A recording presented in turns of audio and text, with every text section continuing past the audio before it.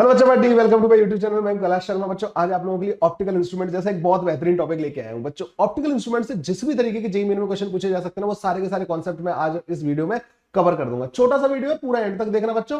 ये जितने भी कॉन्सेप्ट वाले वीडियोस मैं अपलोड कर रहा हूं ना बच्चों, ये एक तरीके से हमारे डेमो वीडियोस है जो हमारा क्रैश कोर्स प्रेपजीत पे स्टार्ट होने वाला है। जेईई मेन और एडवांस के लिए बच्चों कॉम्बो क्रैश कोर्स है, जिसका प्राइस अभी 4000 रुपीज है बच्चों। और ये प्राइस फिर हाइक होगा 28 ऑफ जैन को बच्चों, फिर से हाइक होगा। और इसके साथ जो कॉम्बो में मतलब आपको जो एडवांस तक का जो कॉम्बो मिल रहा था बच्चों, वो सिर्फ 60 डेज का ही मिलेगा। सो बच्चों, मैं आपको फिर कहूंगा कि जिन भी बच्चों ने अभी तक एनरोल नहीं किया है, जल्दी से जाओ एनरोल कर लो हमारे क्रैश कोर्स को। और वहां पे बच्चों इसी एनर्जी के साथ, इसी लगन के साथ, इसी मेहनत के साथ मैं आप लोगों के साथ रहूंगा।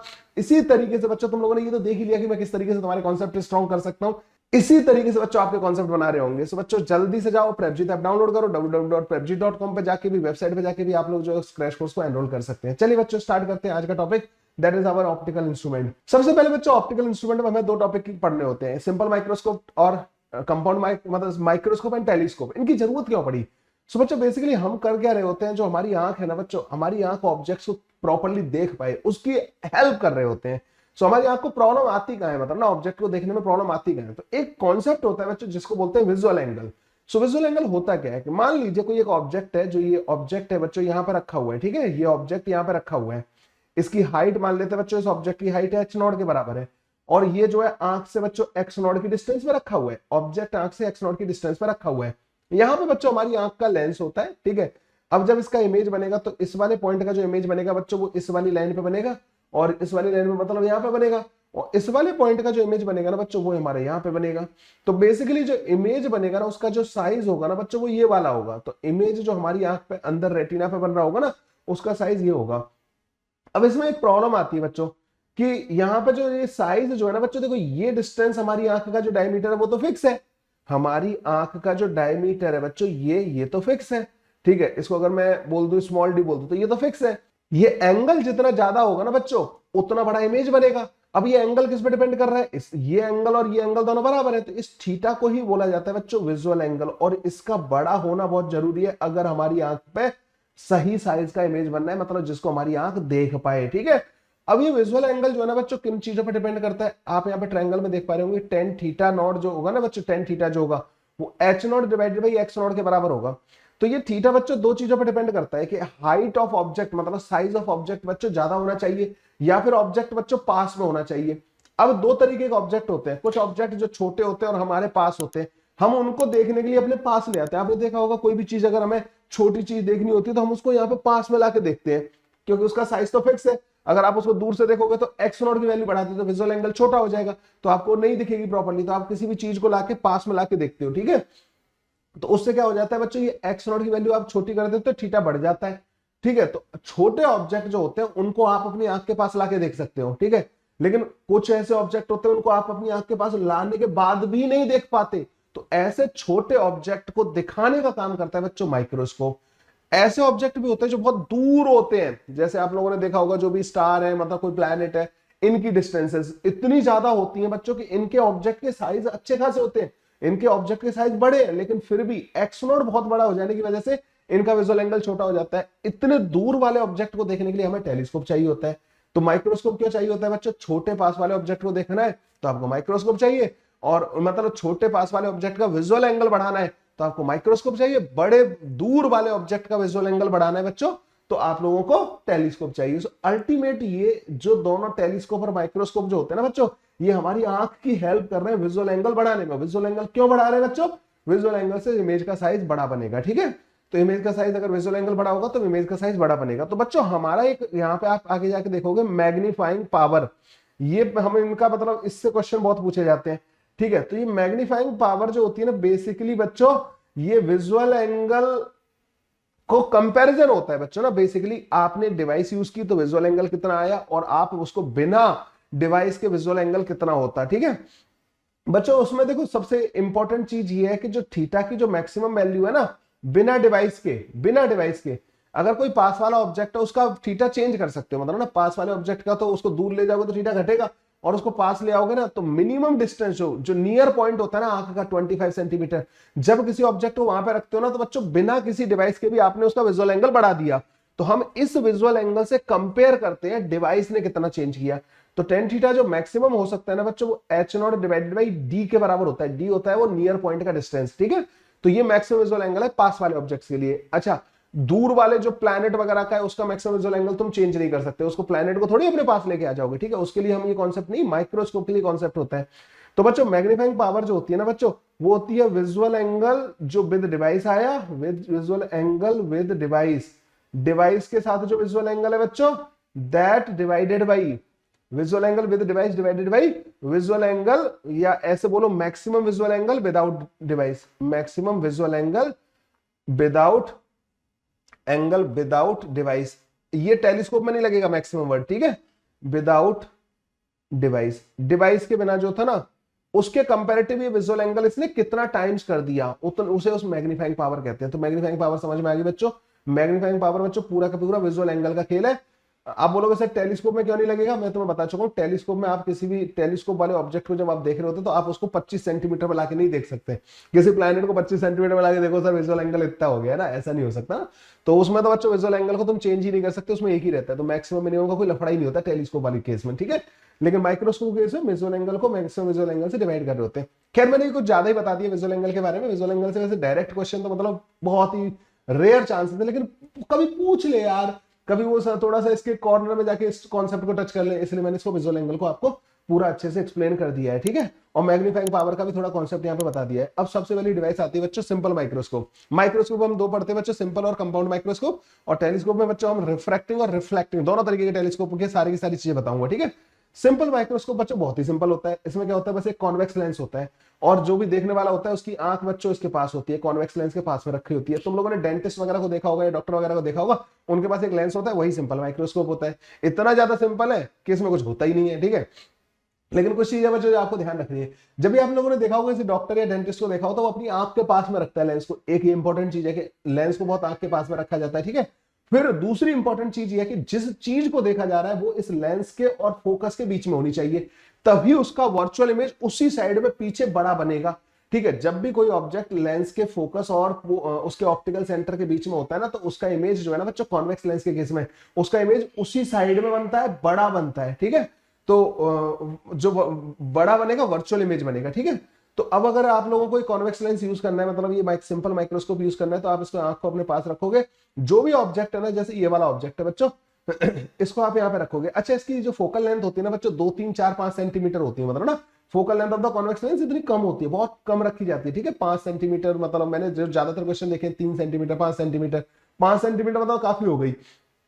तो बच्चों यहाँ पे आपने इस तरीके से ऑब्जेक्ट को रखा, और ऑब्जेक्ट का जब इमेज फॉर्मेशन किया तो ये बन गया बच्चों इमेज। ये बच्चों हमारा इमेज बन गया, ठीक है। इमेज यहाँ पे बन गया, ऑब्जेक्ट यहाँ पे रखा हुआ था। क्या ये बात आपको समझ में आई आप लोगों को? तो अब इसका जो विजुअल एंगल है ना बच्चों, अब हम इसको देख रहे हैं, हमारी आंख पे तो ये दिख रहा होगा, ठीक है, ये थोड़ी दिख रहा होगा, हमारी आंख को ये दिख रहा होगा। तो ये जो डिस्टेंस होती है ना बच्चों, इसको हम यू बोलते हैं। यहाँ से ऑब्जेक्ट की जो लेंस से डिस्टेंस है ना, उसको हम यू बोलते हैं, ठीक है। यहाँ पे लिखा हुआ है ऑब्जेक्ट से जो लेंस की डिस्टेंस है बच्चों, वो हमारी यू है, ठीक है। तो जो मैग्नीफाइंग पावर आती है ना बच्चों, वो डी डिवाइडेड बाई यू के बराबर आती है। डी होता है बच्चों 25 सेंटीमीटर, नॉर्मल आई का जो नियर पॉइंट होता है ना बच्चों 25 सेंटीमीटर, और यू बच्चों यहाँ पे छोटा या बराबर रखा जाता है एफ नॉट से, मतलब ना आप ऑब्जेक्ट को इसी रेंज में रखोगे तो एफ नॉट से छोटा होगा। मैंने तुम्हें बताया कि एफ नॉट जो होता है वो छोटा होता है, कितना होता है, 2 4 5 सेंटीमीटर होता है। 5 सेंटीमीटर भी होगा तो मैग्नीफाइंग पावर 5 गुना हो जाएगी बच्चों, ठीक है। तो मैग्नीफाइंग पावर का फॉर्मूला ये होता है। अब इसमें बच्चों यहाँ पे क्या करना होता है कि मैग्नीफाइंग पावर के मल्टीपल फॉर्मूलाज होते हैं, एक सिंगल फॉर्मूला नहीं होता। वैसे तो ये तो बच्चों इन जनरल फॉर्मूला हो गया। अब इसमें मैग्नीफाइंग पावर को आप और चेंज कर सकते हो। आप अगर ऑब्जेक्ट को फोकस की तरफ लेके आओ तो फाइनल इमेज इन्फिनिटी पे बनेगा। ये नॉर्मल ऑपरेटिंग मोड होता है जिसमें हमारी आंख रिलैक्स रहती है। तो ऑब्जेक्ट को जब भी ऑब्जेक्ट को फोकस की तरफ लाओगे, ये इमेज इन्फिनिटी पे चला जाएगा, हमारी आंख पे ज्यादा स्ट्रेस नहीं आएगा। तो जब यू एफ के बराबर हो जाता है बच्चों, उस केस में जो मैग्नीफाइंग पावर मिलती है ना, नॉर्मल मोड जो जिसको बोलते हैं, वो डी डिवाइडेड बाई एफ के बराबर हो जाएगी, क्योंकि यू एफ के बराबर हो गया। लेकिन इसमें बच्चों मैग्निफिकेशन ना कम हो गया ना, क्योंकि देखो यू की वैल्यू तुमने मैक्सिमम ली है, जो नीचे डिनोमिनेटर में यू था ना, उसकी मैक्सिमम वैल्यू एफ हो सकती है, यहाँ पे वही ले लिए। तो मैग्नीफाइंग पावर बच्चों इसमें मिनिमम मैग्नीफाइंग पावर मिलती है, ठीक है। इसमें मिनिमम मैग्नीफाइंग पावर मिलेगी आप लोगों को ना। अब आप कहोगे सर मैक्सिमम कर सकते हैं, हम यू को 0 कर दें तो इनफाइनाइट हो जाएगी। यू को 0 नहीं कर सकते, क्योंकि जैसे जैसे आप यू को देखो, जब ऑब्जेक्ट फोकस पे होगा तो इमेज इन्फिनिटी में बनेगा। जैसे जैसे आप ऑब्जेक्ट को लेंस की तरफ लाओगे ना, तो इमेज बहुत तेजी से भागता हुआ आएगा। तो इमेज को देखना है हमें, तो इमेज की मिनिमम डिस्टेंस जो हो सकती है ना, वी मिनिमम जो हो सकता है इमेज के लिए, वो डी हो सकता है, क्योंकि हमें देखना भी तो है। तो हम उसको इमेज को 25 सेंटीमीटर से नजदीक नहीं ला सकते, तो उसके करस्पॉन्डिंग हम यू कैलकुलेट करते हैं। तो हम ये कैलकुलेट करते हैं यू की जो मिनिमम वैल्यू है ना, 1/u मिनिमम, क्योंकि दोनों के दोनों बच्चों इस साइड है तो यहाँ पे माइनस लगाना पड़ेगा, लेंस का फॉर्मूला लगाओगे, ये माइनस का D is equal to 1/f, ये फॉर्मूला बच्चों इमेज फॉर्मेशन वाला लगाओगे, यहां से आपके पास 1/u मिनिमम आएगा। 1/u मिनिमम जो होगा ना बच्चों, 1/u मिनिमम जब इसको उधर ले जाओगे तो 1/u मिनिमम जो हमारे पास आ जाएगा बच्चों, ये फॉर्मूला थोड़ा सा मैंने गलत कर दिया यहाँ पे जो है ना, गलती क्या कर दी है, यहाँ पे v आता है, मतलब ना यहाँ पे v आता है, यहाँ पे बच्चों हमारा u आता है, 1/v माइनस का 1/u, तो 1/v इमेज हमें d पे बनानी है, u मिनिमम रखना है हमें, ठीक है। आप बोलोगे सर आप यहाँ माइनस माइनस के लगा रहे हो, तुम्हें पता है ना in the direction of incident ray आप सारी डिस्टेंसेस को पॉजिटिव लेते हो, तो इधर कोई भी डिस्टेंस होती पॉजिटिव ली जाती, हमारा ऑब्जेक्ट और इमेज एक ही साइड में, दोनों पे माइनस लगेगा। तो हम ये कह रहे हैं कि हम इसको इतना पास लेके आ जाए, मतलब यू को हम मिनिमम कर दें कि डी, ये डी पे बने, मतलब ना नियर पॉइंट पे इमेज बने। हाँ, अगर आप कहोगे मैं सर जीरो कर दूं तो इमेज भी जीरो पे ही आ जाएगी ना, फिर ऑप्टिकल सेंटर पे ही आ जाएगी ना इमेज। हमें इमेज को ऑप्टिकल सेंटर तक नहीं लेके जाना, हमें ऑब्जेक्ट को इतना पास लेके जाना है कि इमेज जो है नियर पॉइंट पे बने, ठीक है। तो यहां से इस फॉर्मूले से हमारे पास 1/u मिनिमम आएगा बच्चों, 1/u minimum is equal to 1/f plus का 1/d के बराबर आ जाएगा। अब अगर आप इस फॉर्मूले में रखोगे ना, तो मैक्सिमम मैग्नीफाइंग पावर जो आ जाएगी ना इस वाले की, मैक्सिमम मैग्नीफाइंग पावर, तो d डिवाइडेड बाई दिस, तो बच्चों आ जाएगी अपने पास d divided by f plus का 1 के बराबर, ठीक है। d divided by f plus का 1 के बराबर बच्चों, ये मैक्सिमम मैग्नीफाइंग पावर होगी। इसमें पर आंख स्ट्रेस में रहेगी, तो मैग्नीफाइंग पावर बच्चों इसकी सिंपल माइक्रोस्कोप की इस रेंज में वेरी करती है। ये तब बन रही है जब नियर पॉइंट पे इमेज है, नियर पॉइंट पे इमेज है, ठीक है, नियर पॉइंट पे बना रहे हो। और जब इंफिनिटी पे इमेज बना रहे हो ना बच्चों, इमेज एट इंफिनिटी, जो फाइनल इमेज है एट इंफिनिटी बना रहे हो, तो ये वाली मैग्नीफाइंग पावर होगी। तो मैग्नीफाइंग पावर बच्चों सारा समझ में आ गया आप लोगों को, मैक्सिमम मैग्नीफाइंग पावर, और ये सारी कहानी क्लियर है भाई, ठीक है। ये हो गया सिंपल माइक्रोस्कोप। कंपाउंड माइक्रोस्कोप बच्चों, बस सिंपल माइक्रोस्कोप में थोड़ा सा एक, मतलब थोड़ा सा एडजस्टमेंट है, ठीक है। क्या करते हैं बच्चों कंपाउंड माइक्रोस्कोप में, कंपाउंड माइक्रोस्कोप में होता ही सिंपल माइक्रोस्कोप जैसा फंडा ही है, लेकिन एक और लेंस लगा दिया जाता है बच्चों, जो ऑब्जेक्टिव कहलाता है, आंख के पास वाला आईपीस कहलाता है। वो लेंस बस क्या करता है, वो पहले ही ऑब्जेक्ट के साइज को बढ़ा देता है, ठीक है। ये लेंस पहले ही ऑब्जेक्ट के साइज को बढ़ा देता है, और फिर बढ़ाने के बाद सिंपल माइक्रोस्कोप वाला फंडा लग जाता है यहाँ पे, ठीक है। ये वाली बात क्लियर हुई। अब इसको कैसे करते हैं बच्चों, मैं बताने वाला हूं यहाँ पे। अगर आप इस लेंस से एक इमेज बनवाना चाहते हो और बड़ी इमेज बनवाना चाहते हो, ठीक है, तो आप क्या करोगे कि f0 और 2f0, ऑब्जेक्टिव का जो फोकल लेंथ है बच्चों, उसको f0 बोलते हैं, ठीक है। f0 और 2f0 के बीच में एक ऑब्जेक्ट रखो, यहाँ पे आपने एक ऑब्जेक्ट रखा। इस ऑब्जेक्ट का, कॉन्वेक्स लेंस की खास बात होती है बच्चों, जब ऑब्जेक्ट 2f पे होता है ना, तो उधर 2f पे इमेज बनाता है। ऑब्जेक्ट जब फोकस की तरफ आता है तो इमेज बच्चों इन्फिनिटी की तरफ भागता है दूसरी तरफ, ठीक है। ये सब चीजें भी बहुत इंपॉर्टेंट है, ठीक है। तो आपने जब यहाँ पे ऑब्जेक्ट रखोगे ना f0 और 2f0 के बीच में, तो इसका इमेज बच्चों 2f0 से आगे बनता है। ये थोड़ा गलत कर दिया यहाँ पे, 2f0 से आगे इमेज बनेगा बच्चों ना, इस पॉइंट से आगे इमेज बनेगा। तो ये इंटरमीडिएट इमेज हो गया बच्चों ना, ये वाला, ये इस वाले ऑब्जेक्ट का पहला इमेज इस वाले ने यहां बना दिया। इस डिस्टेंस को बोलते हैं हम v0, और इसको बोलते हैं बच्चों u0। ऑब्जेक्ट का distance from objective lens u0, और ये v0 कहलाएगा, ठीक है। u और v हम जो डिफाइन करते हैं ना, उनको v0 डिफाइन करते हैं, क्योंकि हम ऑब्जेक्टिव के बारे में बात कर रहे हैं। फिर बच्चों यहां से ये जो डिस्टेंस है ना, ये u ही कहलाएगा। अब ये क्या करेगा बच्चों, ये ऑब्जेक्ट की तरह काम करेगा, किसके लिए, इस वाले लेंस के लिए। तो अब फाइनल इमेज, अभी जैसे हम लोगों ने इसे सिंपल माइक्रोस्कोप में बनाया था ना, कि जब भी फोकस और लेंस के बीच में इमेज होगा, ऑब्जेक्ट होगा, तो उसका इमेज पीछे बन जाएगा, ठीक है। तो बच्चों जैसे ये इसका एफ हमें एडजस्टमेंट ऐसे करना होता है कि इसका जो इमेज बना है वो इस वाले लेंस के लिए इसके और इसके फोकस के बीच में आना चाहिए। तो इसका फोकस एफ ही यहाँ पे, तो उसके बीच में आ रहा है। वो इमेज फॉर्मेशन करोगे तो फाइनल इमेज बच्चों यहाँ पे पीछे बन जाएगा। जब भी कॉन्वेक्स लेंस के पोल और फोकस के बीच में ऑब्जेक्ट होता है, तो इमेज जो है ना बच्चों सेम साइड पे और सेम तरीके का बनता है। तो देखो इन्वर्टेड इमेज बन जाएगा, इस तरीके से बन गया। अब आप कहोगे सर इसका कोई फॉर्मूले कैसे याद रखने, तो माइक्रोस्कोप, जो कंपाउंड माइक्रोस्कोप है ना बच्चों, उसके फॉर्मूले बहुत आसान है। सिंपल माइक्रोस्कोप के फॉर्मूले अगर तुम्हें याद है तो बस उसमें क्या कर देना है, तुम्हें माइनस का v0 अपॉन u0 से मल्टीप्लाई कर देना है। माइनस का v0 अपॉन u0 ये मैग्निफिकेशन बाई ऑब्जेक्टिव लेंस है, magnification by objective lens, in formula से शॉर्ट नोट्स बना लेना, ठीक है। ऑब्जेक्टिव लेंस ने जो मैग्निफिकेशन प्रोड्यूस किया ना, बस उससे इसको सिंपल माइक्रोस्कोप के मैग्निफिकेशन को मल्टीप्लाई कर देना है, क्योंकि ये वाला पार्ट तो सिंपल माइक्रोस्कोप की तरह काम कर रहा है, बस इसने जो एक्स्ट्रा इसका जो साइज बढ़ा दिया है, बस वो हमें यहाँ पे मल्टीप्लाई कर देना है। तो माइनस का V naught divide by U naught into magnification of the simple microscope. Magnification of simple microscope जो था ना बच्चों, उसकी भी एक रेंज थी, ये थी डी अपॉन एफ और डी अपॉन एफ से +1 तक। तो बच्चों उसमें वो केस बन जाएंगे कि जब फाइनल इमेज इन्फिनिटी पे चाहिए आपको ना, फाइनल इमेज एट इन्फिनिटी चाहिए बच्चों ना, आप नॉर्मल ऑपरेटिंग मोड में काम करना चाहते हो, मतलब ना आंखों पे स्ट्रेस नहीं आने देना चाहते, तो बच्चों फाइनल इमेज इन्फिनिटी बनाना है, तो ये जो इंटरमीडिएट इमेज है ना, वो इसके फोकस पे होनी चाहिए, इस वाले के पे। तो वो जो मैग्नीफाइंग, इसका जो मैग्नीफाइंग पावर होता था, वो तो डी डिवाइड बाई यू ही होता था, ठीक है, remember, D divide by you he simple microscope का। तो बस यू की वैल्यू बच्चों एफ के बराबर आ जाएगी, तो ये बन जाएगा बच्चों मिनिमम, जो इसका मिनिमम मैग्नीफाइंग पावर आएगा बच्चों वही आएगा। आप बोलोगे सर माइनस क्यों लगा रखा है? माइनस बच्चों देखो, ताकि आपको कंफ्यूजन ना हो, वी नॉट और यू नॉट की प्लस में रखनी है वैल्यू, माइनस में रखनी है, आप तो सीधा प्लस में रखना। और हमें ये पता है कि देखो ऑब्जेक्ट हमारा ऐसे सीधा रखा हुआ था, फाइनल इमेज हमारा इन्वर्टेड बन रहा है, इसलिए हम मैग्नीफाइंग पावर इसकी नेगेटिव आती है। ये ध्यान रखना बच्चों, कई बार तो ऑप्शन ऐसे ही एलिमिनेट हो जाएगा, कंपाउंड माइक्रोस्कोप की मैग्नीफाइंग पावर नेगेटिव आती है, सिंपल की पॉजिटिव आती है, ठीक है। फिर बच्चों ये जब फाइनल इमेज नियर पॉइंट पे बनता है बच्चों, image at near point, image at near point, near point पे बच्चों अगर फाइनल इमेज बन रहा है, तो बच्चों फिर हमारा ये फॉर्मूला बन जाएगा। मैंने कहा ना, सिंपल माइक्रोस्कोप के जो फॉर्मूलाज है उनमें माइनस का V naught upon U naught से मल्टीप्लाई कर देना है, 1 प्लस का D divide by F E. अब हाँ, सिंपल माइक्रोस्कोप में यही एक ही लेंस होता था, तो जो यहाँ एफ जो है ना, वो सिंपल माइक्रोस्कोप का काम कौन कर रहा है? आईपीस वाला लेंस, इसलिए एफ जो है ना एफ ई वाला आएगा यहाँ पे, ठीक है।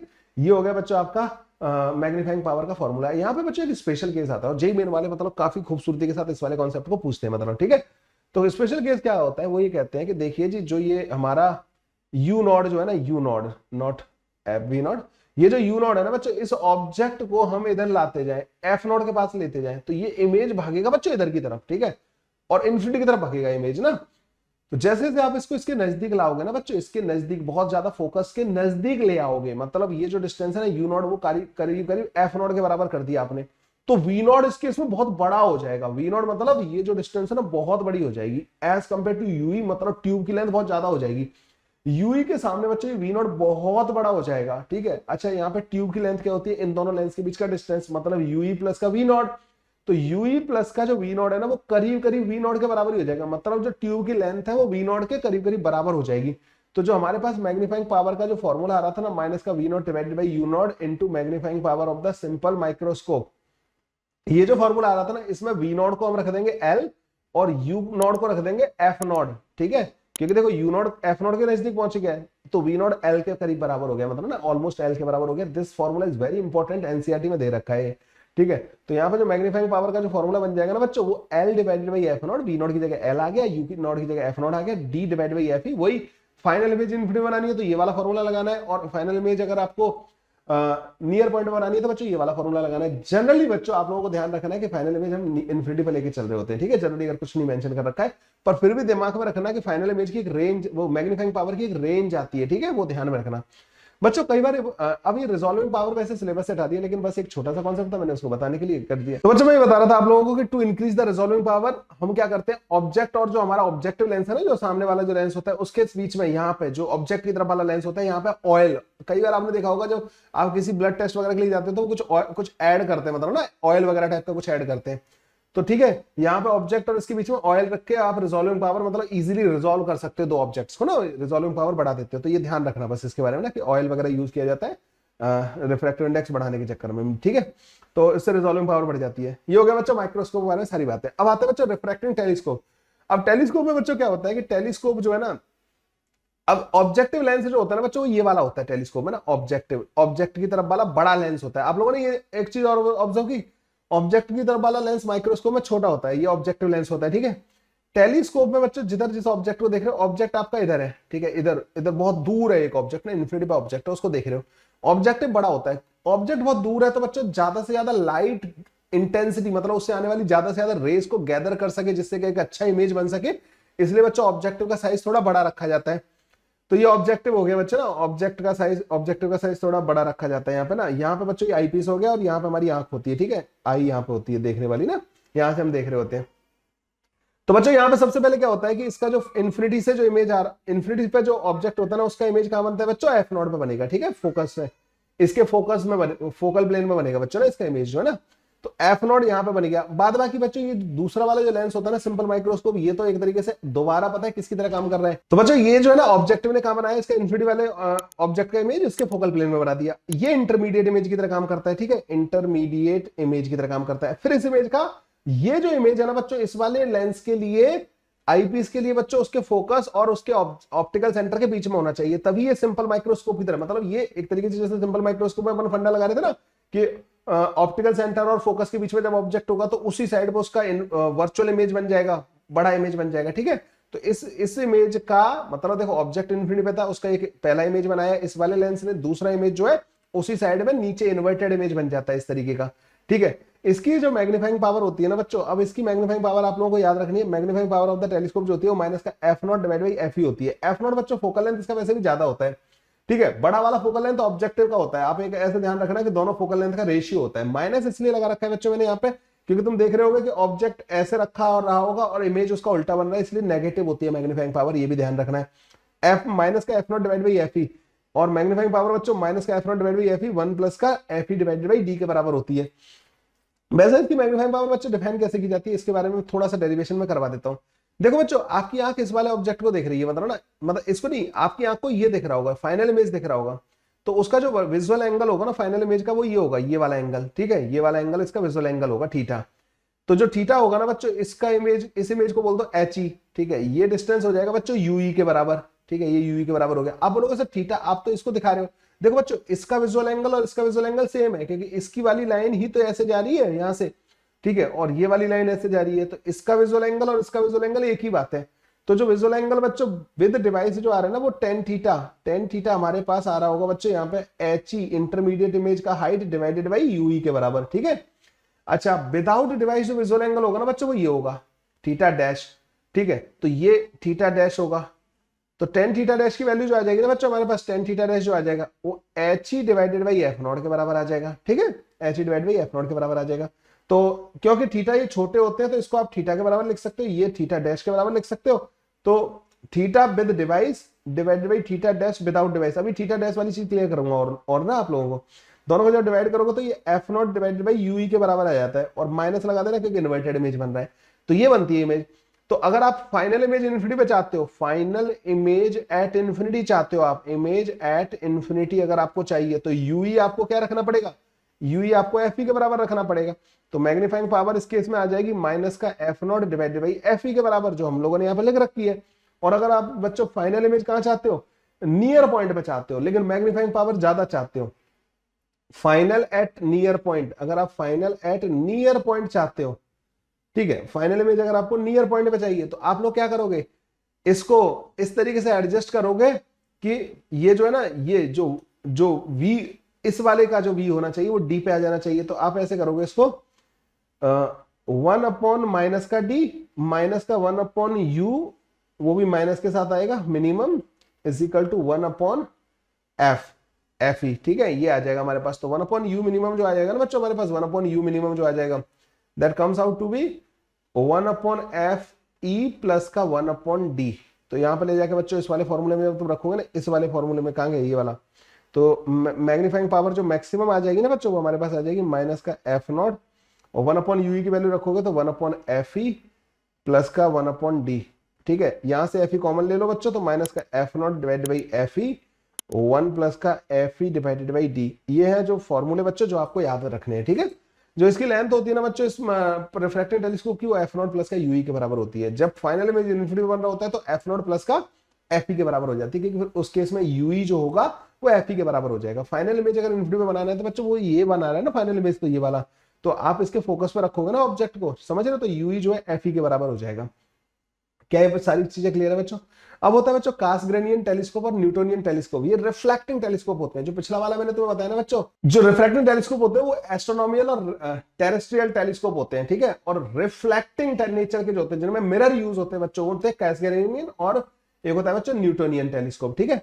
कासग्रेनियन टेलीस्कोप में क्या होता है कि यहाँ पे एक कॉन के मिरर यूज किया जाता है। रेज आती है बच्चों यहाँ से इन्फिनिटी से, जो रेज आ रही होती है पैरेलल आती है, वो फिर कन्वर्ज होती है इसके फोकल प्लेन में, लेकिन वहीं पे एक कॉन्वेक्स मिरर रखा रहता है, ठीक है। कॉन्वेक्स मिरर रखा रहता है, ये कॉनकेव मिरर था, ये कॉन्वेक्स मिरर है। कॉन्वेक्स मिरर बच्चों इनको ऐसे भेज देता है, फिर यहाँ पे ये आईपीस लगा रहता है जो इसका फाइनल इमेज बना देता है, ठीक है, इस तरीके से। तो ये वाला, ये बीच वाले पार्ट से निकल जाता है और इधर से आप देख लेते हैं यहाँ पे आपकी आई होती है, ठीक है। तो ये कैसग्रेनियन टेलीस्कोप है बच्चों, ध्यान रखना, कॉनकेव मिरर और कॉन्वेक्स मिरर के कॉम्बिनेशन से बना देते हैं। न्यूटोनियन टेलीस्कोप, इस पे क्वेश्चन आए हैं बच्चों ना कई बार कि यहाँ पे एक सेकेंडरी मिरर किस लिए यूज किया जाता है, मतलब ना ऐसा क्वेश्चन आया था, मतलब ना इसलिए मैंने इन सब चीजों को कवर करना, इसमें फॉर्मुलाज की जरूरत नहीं है अपन को ना। न्यूटोनियन टेलीस्कोप में बस होता क्या है कि यहाँ पे कॉनकेव मिरर होता है, जब ये रेस को कन्वर्ज कर रहा होता है तो यहाँ पे क्या ओपनिंग यहाँ पे नहीं बनाई जाती, इधर से नहीं देख रहे होते, आप अलग से देख रहे होते हो, ठीक है। आप इसका गूगल करना, न्यूटोनियन टेलीस्कोप के इमेजेस गूगल करना बच्चों ना, आप लोगों को पता लग जाएगा। इसमें जो देखने वाला जो होता है ना वो अलग से होता है, टेलीस्कोप इधर है, आप देखने वाली जो ट्यूब होगी वो इधर होती है, ठीक है। तो बेसिकली उस लाइन में नहीं होती, टेलीस्कोप वाली जो ट्यूब वाली लाइन होती है ना उसमें देखने वाली लाइन ट्यूब नहीं होती, ठीक है।